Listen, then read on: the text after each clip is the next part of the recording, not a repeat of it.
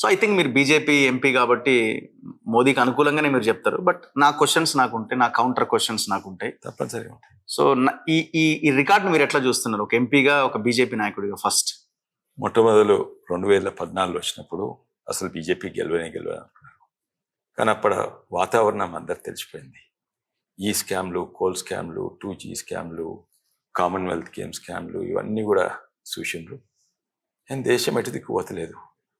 సంఖ్యలు చూస్తే మన్మోహన్ సింగ్ గారు ఉండే ప్రభుత్వంలో, వెనక నుంచి సోనియా గాంధీ ఉండే, అన్ని సంఖ్యలలో మంచిగా కనబడుతున్నాయి. కానీ ప్రజల స్థితి ఏం మంచిగా అనిపిస్తలేదు. వ్యతిరేకత కూడా వచ్చింది. మాకు కాన్ఫిడెంట్ ఉంటాం. కానీ ఎవరు కూడా ఊహించుకోలేదు నెహ్రూ గారి రికార్డును బ్రేక్ చేసి దాటుతారని.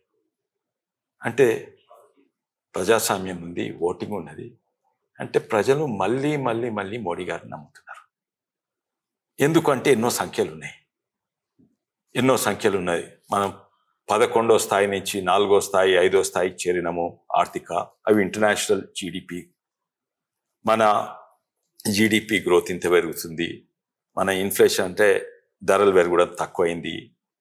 ఇంతమంది ఇళ్ళల్లో బాత్రూమ్ ఉన్నాయి. ఇంతమందికి పేదరికం నుంచి 25 కోట్ల జనాభా పేదరికంలో ఉంటుంది. ఇప్పుడు 5 కోట్లు మాత్రమే పేదరికంలో ఉన్నారు. ఇవన్నీ సంఖ్యలు.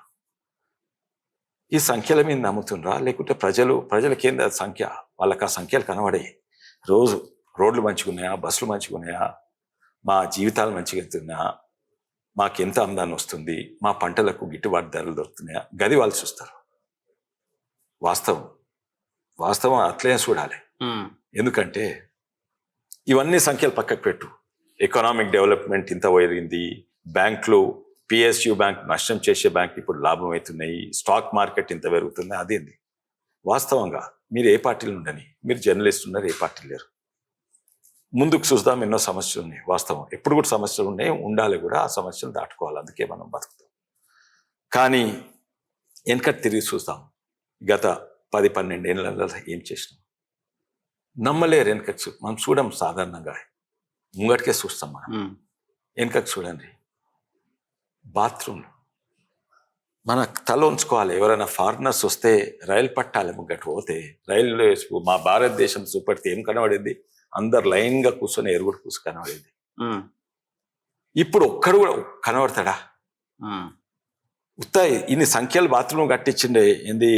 12 కోట్ల బాత్రూమ్ కట్టించినాను కాదు, 30 కోట్ల బాత్రూమ్ కట్టించినాను కాదు. సమాజాన్నే మార్చిండు. బయటికి పోయేటోళ్ళు, చెంబట్టుకు పోయేటోళ్ళు ఇప్పుడు ఎక్కడ పోతున్నావా అంటే మన తెలుగు భాషలో వాష్రూమ్ పోతున్నా అంటారు.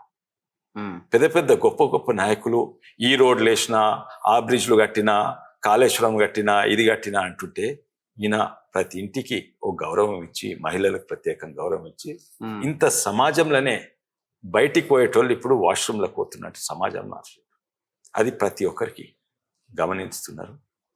అదే కాక నేను రాజకీయాలకు కొన్ని 10 ఏళ్ల కింద వచ్చిన, అనుకోకుండా వచ్చిన. నేను 2013, 14 కూడా గ్రామీణ ప్రాంతాలు బాగా తిరుగు మొదలుపెట్టిన. తెలంగాణ విషయం అప్పుడు, ఉద్యమం అప్పుడు తిరుగు మొదలుపెట్టిన. అప్పుడు ఓ గ్రామానికి పోతే ఊర్లో 10, మా గ్రామంలోనే 10 మోటార్ సైకిల్ ఉండేది. అదే గ్రామంలో, చిన్న గ్రామంలో 300 మోటార్ సైకిల్, 30 మోటార్ సైకిల్ ఉన్న గ్రామం 300, 500, 600 ఉన్నాయి. ఒక్క కారు లేని గ్రామంలో ఇప్పుడు 30-40 కార్లు ఉంటున్నాయి. ఇది ప్రజలకు నిజంగానే వాళ్ళ కళ్ళారా చూస్తున్నారు. మా ఊర్లో ఎన్ని మోటార్ సైకిల్ వచ్చినాయి, మా ఊర్లో ఎన్ని కార్లు వచ్చినాయి. ఇప్పుడు మోడీ వల్లనే.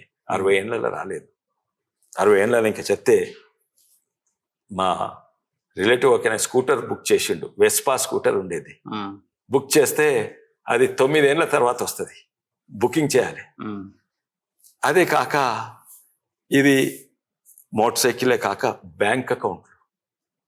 రాజీవ్ గాంధీ గారే చెప్పిండ్రు, మేము కేంద్రం నుంచి 100 రూపాయలు పంపితే ఇక్కడ 15 రూపాయల జేబులో, మధ్యలో 85 రూపాయలు ఎవరెవరో జేబులో పడుతుండే. ఓకే. ఇప్పుడు బ్యాంక్ అకౌంట్లు మా ఊర్లో ఎన్ని బ్యాంక్ అకౌంట్లు ఉండే? నాకు ఉండేది, షావుకారికి ఉండేది, ఇంకిద్దరికి ఉండేది. 4 బ్యాంక్ అకౌంట్లు ఉన్నా ప్రతి ఇంట్లో 1, 2, 3 బ్యాంక్ అకౌంట్లు ఉన్నాయి. అండ్ ఆ బ్యాంక్ అకౌంట్ పేరు కానీ కాదు, అవి వాడుతున్నారు. ఎవరు వాడుతున్నారు? నేను వాడుతున్నా, ప్రభుత్వం వాడుతుంది. ప్రతి నయా పైసా అక్కడ పోయేది డైరెక్ట్ బ్యాంక్ అకౌంట్. MNREG అంటే ఉపాధి హామీది. అక్కడి నుంచి అప్పుడు 100 రూపాయలు ఎంత ఉండే, 100 రూపాయలు వేస్తే ఇక్కడ 40 రూపాయలు కూడా వాడకుండే. ఇప్పుడు 300 రూపాయలు ఏంది? రూపాయలు ప్రతి నయా పైసా పడుతున్నది. ఓకే. అదే కాక ప్రపంచమే ఊహించుకుంది, బ్యాండ్ విత్ పెరిగింది. బ్యాండ్ విత్ పెరిగితే నాకేం లాభం, కానీ వాస్తవంగా చూస్తుండ్రు. ఇప్పుడు చేపలు కూరగాయలు అమ్మేటోడు కూడా ఆ క్యూఆర్ కోడ్ చూపేసి గిల్ల పే చేయమంటున్నారు. డిజిటల్ ఎకానమీ అయిపోయింది. చైనా అమెరికాను దాటి ట్రాన్సాక్షన్స్ అవుతున్నాయి. ఇది ప్రజలకు, సాధారణ ప్రజలకు చాలా ముందుకొచ్చినట్టు కనబడుతున్నది. ఈ సంఖ్యలే కాదు, ఇన్ని కోట్లు ఇచ్చేసినాము, ఇన్ని కిలోమీటర్లు ఇచ్చేసినాము. ఇంకా చెప్పమని చెప్తా, మా తెలంగాణకు భారతదేశంలో 60 ఏళ్ళ సార్ని హైవేలు ఇప్పుడు వచ్చినాయి, రైల్వేస్ ఇప్పుడు వచ్చినాయి. అంతకుముందు 200-300 కోట్లు ఇచ్చేది ఇప్పుడు 4,000 కోట్లు రైల్వేస్కి ఇచ్చి, కాంగ్రెస్ ప్రభుత్వం ఉన్నప్పుడే 4,000 కోట్లు వస్తున్నాయి. నాకైతే కనబడుతుంది, ఎందుకంటే నేను గ్రామీణ ప్రాంతం తిరుగుతా, ఇవాళ రేపు ఎల్లుండి కూడా పోతుంటాను. ఇవన్నీ నాకు స్పష్టంగా కనబడుతున్నాయి. సమస్యలు ఉన్నాయి. నా క్వశ్చన్, పెద్ద సమస్యలు ఉన్నాయి. నా ప్రశ్న ఒకటి, మీరు చెప్పిన దానికి ఇంత డెవలప్ జరిగింది, ఇది మోదీ నాయకత్వంలో. ఇది నేను చెప్పింది కాదు, మీరు అంగీకరిస్తారా కాదా అది కూడా అడగాలి, అది కూడా చెప్పాలి. ఇదైతే నేను చెప్పింది వాస్తవం కదా.